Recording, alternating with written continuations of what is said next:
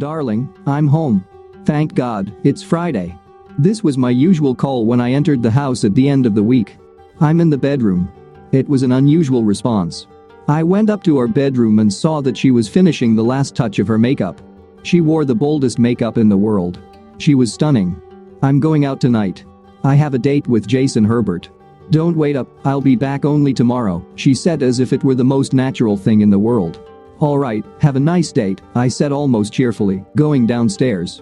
I briefly saw her astonished reflection in the mirror. I went to the fridge to grab a beer, and in the blink of an eye, she was gone, without even saying goodbye. Youc, for me, it was no surprise. Everything went exactly as I had expected. My wife is a creature of habit. She more or less always does the same thing, reacts the same way to certain events.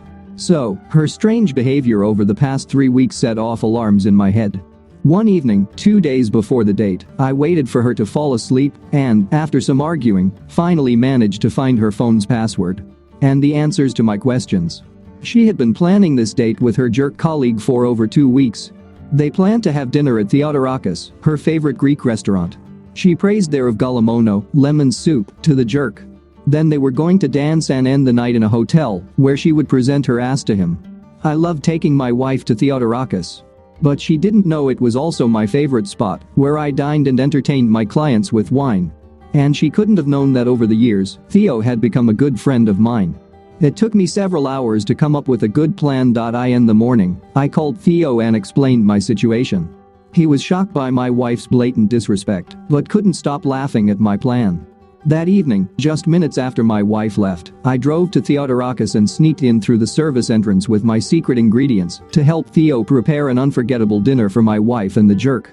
As expected, my wife ordered Theo's famous of galamono. She kept praising her favorite dish, savoring every bite. I was glad she didn't notice my special spices. About half an hour after she finished her soup, she excused herself and went to the restroom.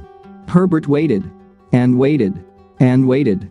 She returned, full of apologies, then went back to the restroom, running like mad.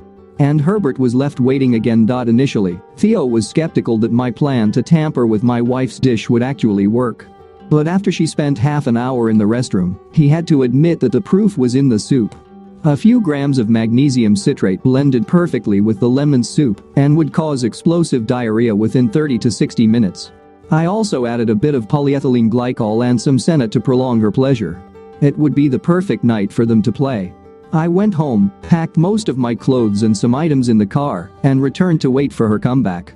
She arrived at 2 a.m. and ran to the toilet. I was sitting in the living room when she came out 20 minutes later. "So, how was your evening? I hope you managed to let off some steam?" I smirked. "Are you laughing at me?" She screamed. "Wow, just wow. Oh sorry, so, how long has something been working?" Laughter again. "I know you're angry, Eric. Let me just explain. Go on, spill it all." I laughed at my own jokes. She did not. "Oh, by the way, here are the divorce papers. You treated our marriage like crap, so why not flush it down the drain like everything else?" "What the hell, Eric, I don't want a divorce." "Oh, damn, I need to go again." "Stop talking nonsense, Helen," laughs, "we're done here." I stood up and headed for the front door. "I can't stay here, it stinks. Don't forget to turn on the fan when you're done." Story 2.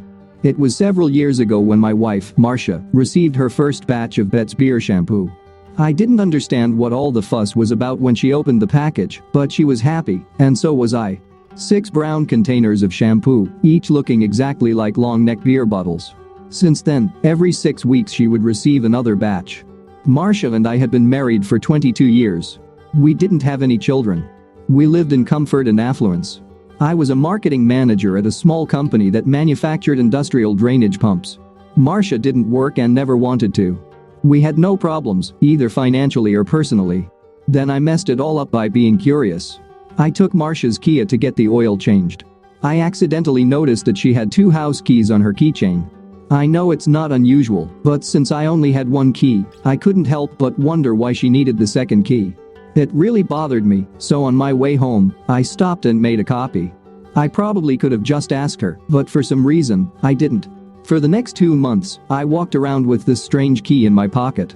The first Tuesday of every month was poker night. This month it was at Parker's apartment. Jeff Parker was the HR manager at our company. We had known each other for over 10 years. Parker was the only player in our group of 6 who wasn't married. The other 4 players were also company employees. We had been playing together for years.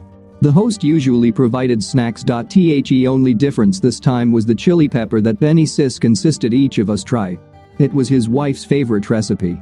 Unfortunately, about an hour later, it hit all of us hard, and the bathroom became very crowded. Instead of waiting for a spot to free up, I dove into Parker's bedroom and used the master bathroom. I finished with the toilet paper and opened the vanity to grab a spare roll. That's when everything went south.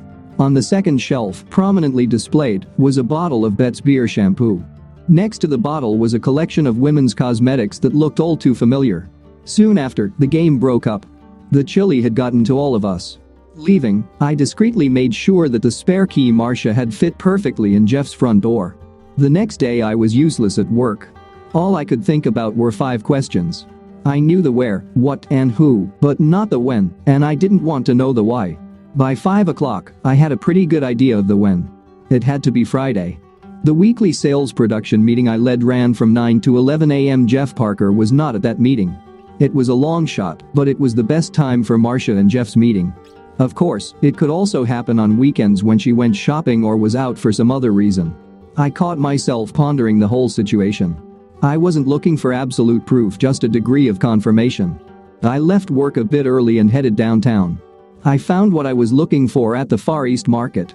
Fortunately, the Eastern cuisine stores in our area usually have a range of Indian goods. For $10, I bought 3 jars of henna tattoo ink, guaranteed to last 7 to 10 days. Would it work? I had no idea. Actually, I was eager to try it. At home, everything was normal. At that point, I avoided any confrontation but knew it was inevitable soon. Now, I faced a new dilemma. What was I going to do after the grand reveal? Another sleepless night ensued as I weighed all my options and yearned for sleep that came slowly. On Thursday morning, I did something I never thought I would. I called a headhunter. I had never really used their services before, but now everything had changed. The guy I chose was the one I felt most comfortable with. We updated my resume over the phone, and I narrowed it down to either Charlotte or Huntsville. I told him to call me back no earlier than Friday afternoon. I didn't want him to bother me to death. That day, Jeff Parker had a charity meeting for employees. I took advantage of this to go to his house and do the dirty work. Surgical gloves were necessary. I poured all 3 cones of henna into the shampoo bottle and left with a broad smile. After dinner, I spent the remainder of the evening on the computer. Things that previously didn't concern me suddenly became important. When I went to bed, it was already very late. The next morning, I noticed Jeff leaving the building as I started my weekly meeting. The day promised to be interesting. At noon, I wandered into the HR department to see if Jeff was available for lunch. I feigned the greatest surprise when his secretary informed me that Jeff had urgent family matters and would be in Baltimore all the next week. On my way back to my office, I wondered if my wife would make a similar call to me or if she would be waiting for me at home. For lunch, I had a bento box of sushi. My headhunter arranged 3 potential interviews for me, 2 in Charlotte and 1 in Huntsville. I told him to schedule the Alabama interview for Monday and informed my boss that I would take the day off. I spent the rest of the day getting my finances in order and killing time. When I returned home, Marcia was sitting at the kitchen table with a cup of coffee in her hands, wearing old sweatpants. Her light hair was partially dyed with dark red henna, which also ran down her face and neck. She had let her hair air dry and hadn't combed it. It turned out she had tried to wash the dye off her face, but it hadn't worked. The parts of her skin that weren't stained were marked with red spots from vigorous rubbing. I got the impression she wanted to say something, but nothing came out of her lips. She didn't notice how I smiled as I turned and walked out the door. I plan to have a nice ribeye for dinner. I think I'll like Huntsville.